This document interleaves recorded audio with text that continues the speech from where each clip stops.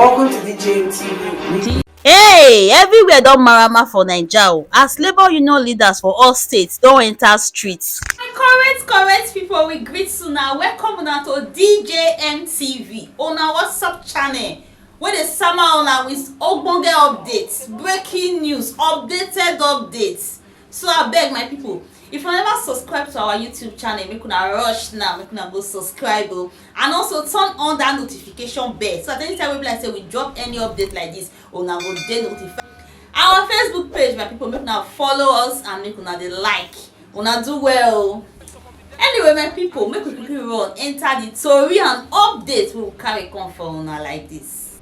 Hey my people, no be small thing o, e don finish like this o. Everywhere for naija e don marama like this, no be small. Labour union leaders for all states like this don come out enter street, begin dey demand for wetin dem don dey do close down meeting with government since make government no gree answer unto this whole fuel price economic crisis make people no be small thing as I dey talk like this so labour union leaders dem dey outside, no be only dem even some Nigerian youth sef within many states Kwara state Lagos state all of dem dey street like this. Hey, no be small thing my people. I go play una this video na make una see for una sef some of the states wey labour union leaders dey and wetin dey demand from government. People make una watch. Our point is that we must produce here at home because we are the only OPEC country in the whole world that is not producing. And we told them and they agreed.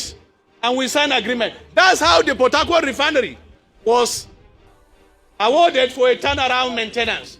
And we agreed that by the first quarter of 2023, Port Harcourt refinery will work. Is it working now? No. Are they talking about refinery? No. Are they talking about production economy? No. Two, you are aware that they brought the issue of Dangote refinery that it will be ready by the first quarter of 2023. It was commissioned. Is it producing? No. If we depend solely on importation, two variables are not under our control.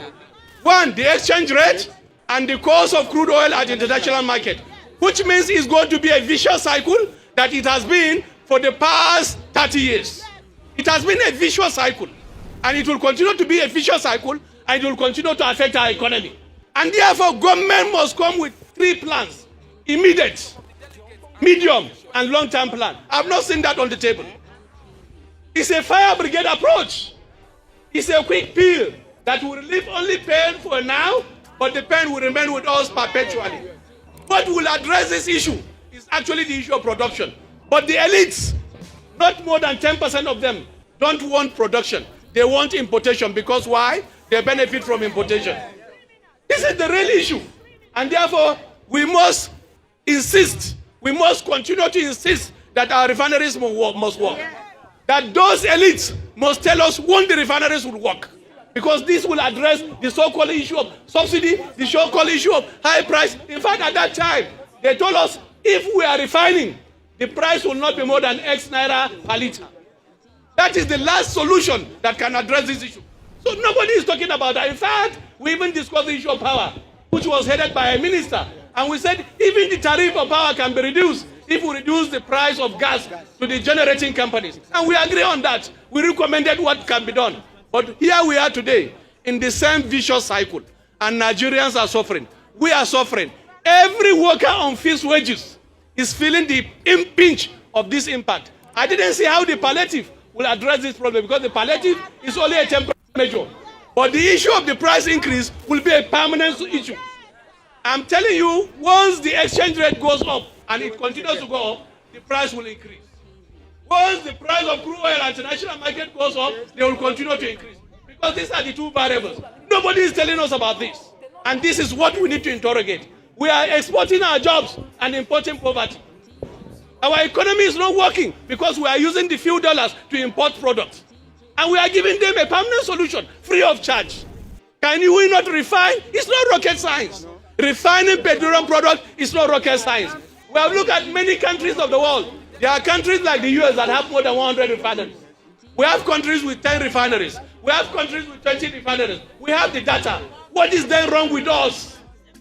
What can't we think out of the box and do what is right to fix this problem? This is where the problem is. And therefore, the so-called palliative cannot even address this issue on a permanent basis. What will address this issue on a permanent basis is for our refineries to work. However they want to do it, they should make the refineries to work. I remember at the last sitting between 2021 and 2022, they said Port Harcourt refinery will be ready by first quarter of 2023. It's not ready. And they said the one of Wari will actually follow.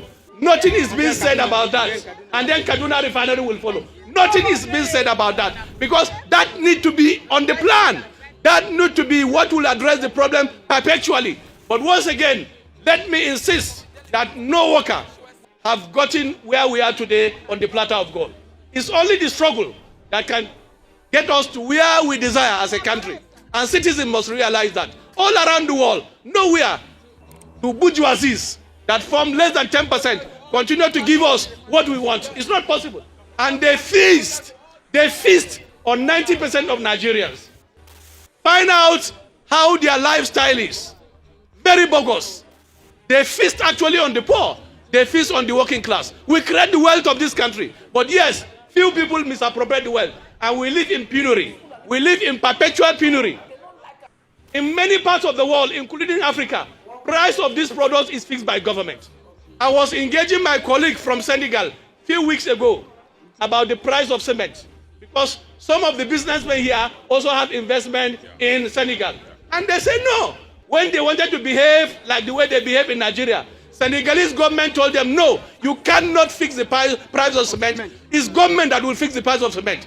We know your profit margin. We know how much you spend to do this business, and therefore government will fix the price. In Zambia, the same thing. Government fix the price. It's about the people.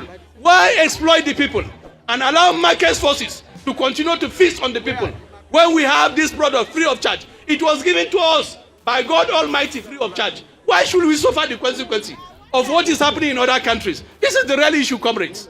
It's the real issue. It's not rocket science. It's a straightforward issue. If we produce, it's going to be cheaper. Let me give you the last logic. The last logic is that you produce maize in your farm, and you have to separate the one that your family will eat and the one you are going to sell in the market. But in the case of Nigeria, you sell everything. And you come and be complaining that the price of this thing is high. It's because of subsidy. It's because we are not using our brains and because Nigerians have been taken for granted for a very long time. This is the real issue. And therefore, the struggle will continue and we are going to succeed by the grace of God. Solidarity. So my people, not be small thing o. Hey, Naija dey hot like this, not be small. People dey vex. The hunger wey dey outside no be here o. People don cry enter street like this. Una dey see there.